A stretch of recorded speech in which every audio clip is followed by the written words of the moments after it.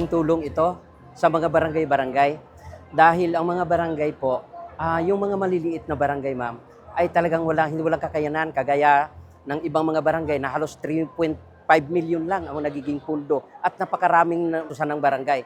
Kaya ito, nagpapasalamat talaga ang pamunuan ng Liga ng mga barangay, 66 barangay dito sa aming Puerto Princesa dahil mayroong programa yung ating Pangulong Marcos, no? Na talaga napakaganda programa na ito, tagos po sa puso ng ang mga namumuno sa barangay. Dahil lalong-lalo na sa mga estudyante natin na makakatanggap ng 20,000 nung pag-graduate, no? Pag-graduate natin ng mga estudyante. Kaya kami nagpapasalamat sa barangay dahil biro mo 20,000 kaagad yung natatanggap, no, ng bawat estudyante. At maliban doon, mayroon pa kaming mga equipment na matatanggap na 100,000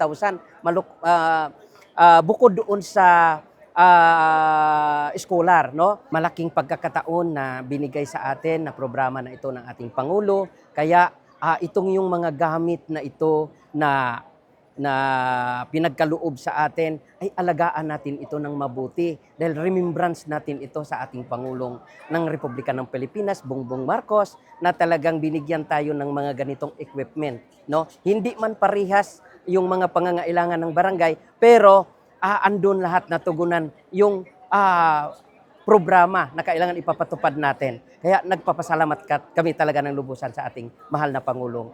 Ma'am, hindi lang talaga ito effective. Talagang ito ay malaking tulong talaga sa mamayan. Lalo na doon sa pagbibigay ng mga ayuda na yan. Sa lahat ng sulok ng Pilipinas, mas marami pa talagang nahihirapan. Katulad nito, naaabot ng pamahalaan yung programa ng Pangulo. Mas maganda talaga na may ganitong programa yung ating pamahalaan. Malaki pong tulong to, lalo po sa aming mga graduating students po kasi po sa pagtaas din po ng mga bilihin and everything po, kahit papaano po yung 20,000 po is makakatulong po, aid po kumbaga sa cost of livings po ng naming mga estudyante po. Marami pong naitutulong yung pagtatapos po ng edukasyon, lalo na po marami din pong opportunities outside the country po. So yung education po isa po sa mga steps po para maging successful po yung isang tao po. Very appreciated po yung pagbaba ng Pangulo dahil po as a future fourth year student po is mahirap po na maano namin yung makapagtapos dahil po sa lack of financial. Makakatulong po talaga to siya lalo na po sa thesis namin ngayon and sa research po na incoming. Then sa mga OJT pa po namin sa mga uniforms. Yung edukasyon is hindi mananakaw ng iba kapag nakamit mo. Yung edukasyon lang daw po yung tanging mapapamana sa akin ng magulang ko. Kaya po nagsisikap ako kasi gusto ko pong matulungan sila, ma-appreciate yung ginagawa nila. Yun lang po. Gusto ko pong magpasalamat sa mga mamamayan po na dahil po sa inyo po, meron pong ganto po, nakapag-initiate po yung mga officials po natin na magkaroon po ng gantong program. Yung tax po na binabayad po ninyo ay hindi po mapupunta kung saan.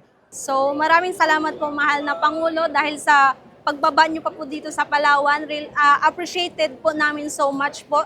And sana po sa susunod po is meron pa rin po para matulungan din po yung mga susunod na fourth year students dahil nga po sa hirap ng buhay at sana po matulungan sila para makapagtapos po.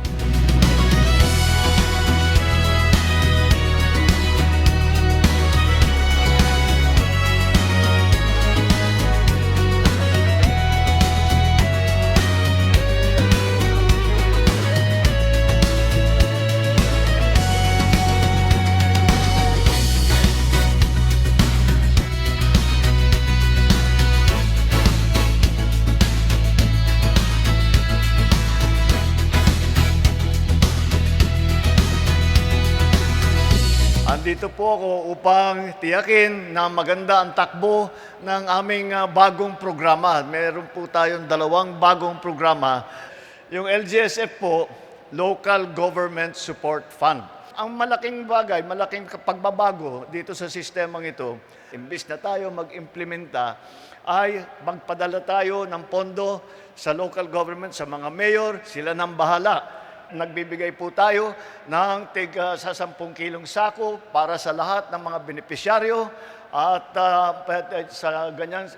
sa pamamagitan ng programang yan, nakakatiyak tayo na lahat ng mga naghihirap ay mabibigyan ng tulong. Bawat barangay sa buong Pilipinas ay binigyan po natin ng 200,000 piso para sa kanila. Sana yung kalahati, kailangan gamitin naman natin para sa scholarship. Alam naman natin, ang pagkamaganda ang pinag-aralan at maganda ang training ng ating mga kabataan, ay marami po silang magagawa. Matutulungan nila ang sarili nila sa kanilang sariling buhay, matutulungan nila ang kanilang pamilya, matutulungan nila ang kanilang komunidad, at sa ganung paraan ay matutulungan ang buong Pilipinas.